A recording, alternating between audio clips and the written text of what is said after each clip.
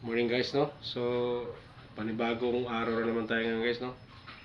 So, nakahanda na tayo guys para makipagsabayan sa lansangan guys. Makikipagsiksika na naman tayo ngayon sa mga traffic. Sasagupain na naman natin ngayon guys yung init, alikabok at saka usok.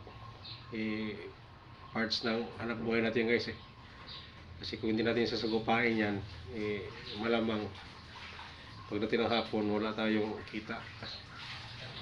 So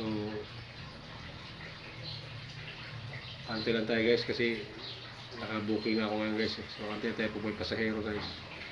So hatid natin yung natin pasahero sa araw na to. Sana maganda yung booking natin ngayon guys, no? Kasi ilang araw din ako guys na medyo matumal talaga.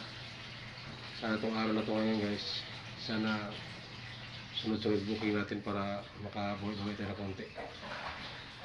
So asahan natin ngayon guys yung malaking truck na naman, pasaway na mga driver na naman guys, makakasalamuhan natin sa kalsada guys.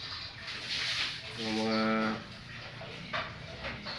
mga driver na nag-signal light pa kanan tapos kakaliwa pala. So nakakalito ba? Kasi mag-signal light kanan tapos kakaliwa pala liko. Yung mga driver naman na okay lang liliko saka magsisignal light, mga kamuti guys, no?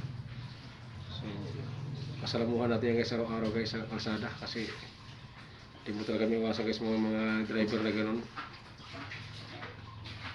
So back naman tayo ngayon guys sa araw na to para mayroon tayong bili ng pagkain guys pagdating ng hapon.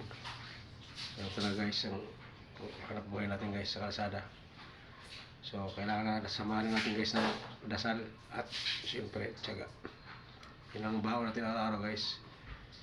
Dasal bago umalis, tiyaga at siyempre pasensya sa mga kasalamuhan natin ibang mga driver sa kalsada.